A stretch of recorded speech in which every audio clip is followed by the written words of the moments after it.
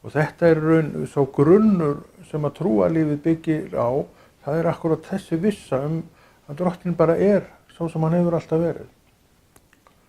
Og það heilmikil huggun í öllu þessu saman að þannig það og maður að upplifa hann nákvæmlega með þeim hætti.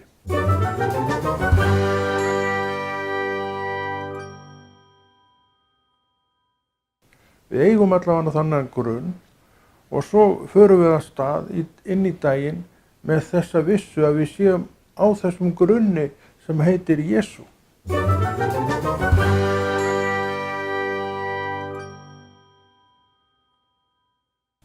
Þannig að við sjáum að svona fræðsla og kennsla og árétting og huggunarorði á líka, þetta hefur heilmikið vægi inn í daginn.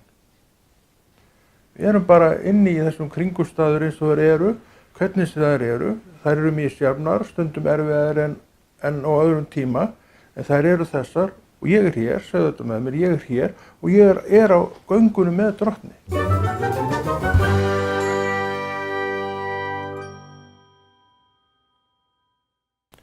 Hér eru andafur vonskunnar og þær gera bara í því, það bara vinnan þeirra, að koma þér til hliðar.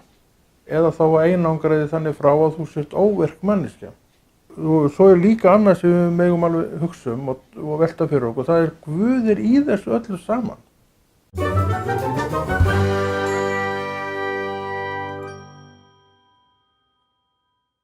Drottinn hefur öll svörin fyrir þig og hann setur okkur í alls konar aðstæður og kringumstæður sem eru þægilegar svona innan gæsalappa og eitthvað sem við verðum bara að glíma við.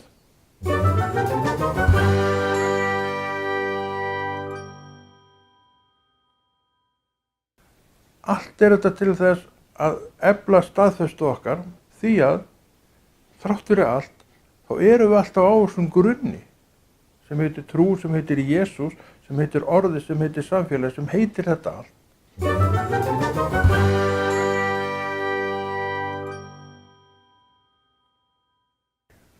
Segðu þetta með mér, hann með manni og heldur utan mann þegar á þarf að halda og á manni jafnvel þegar svoleiðis ber undir.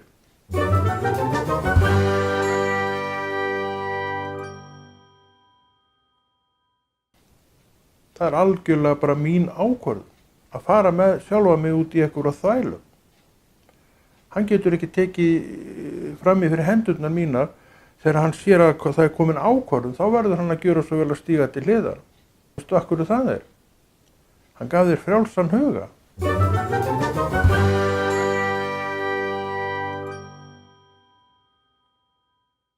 Hann veit, hann sér fram yfir daginn.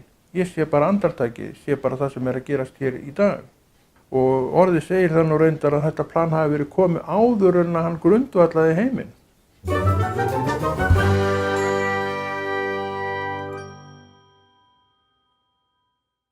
Og þetta skipulag, samkvæmt þessu, hefur alltaf verið til.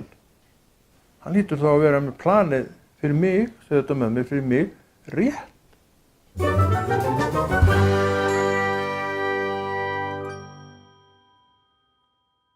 Ég veit hvaða plan hann hefur fyrir mig. Og ég hefur reynt að fylgja því eins og ég best getað og ekki þannig sé hrygt neitt rosalega í því auðvitað og komið upp alls konar hugsanir eitt og annað að gera þetta og gera hitt og allt saman það eins og hjá þér.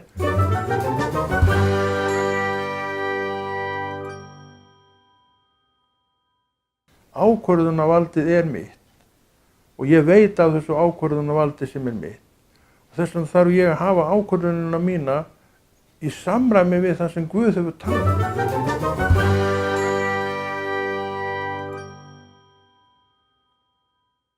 Því ef Drottinn með þig í einhverju svona biðstöðu, þú getur ekkert gert til þess að breyta því neitt. Þetta eitt af því sem ég hef lært í gegnum tíðina. Það alveg sama hvað ég geri, ef sú staða uppi þá gerist ekkert, henni Drottinn bara tekur úr tappan og vatni fer að streyma niður.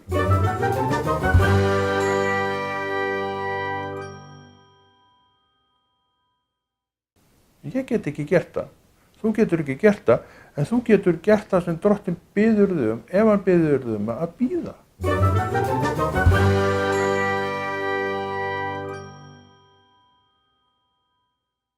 Það er ekkert hægt að segja neitt til um það hvernig þessi biðtími er. Hann getur verið langur, hann getur verið nokkur ár, en hann getur líka verið stuttur. En biðtími væri ekki biðtími ef engin endir væri á honum.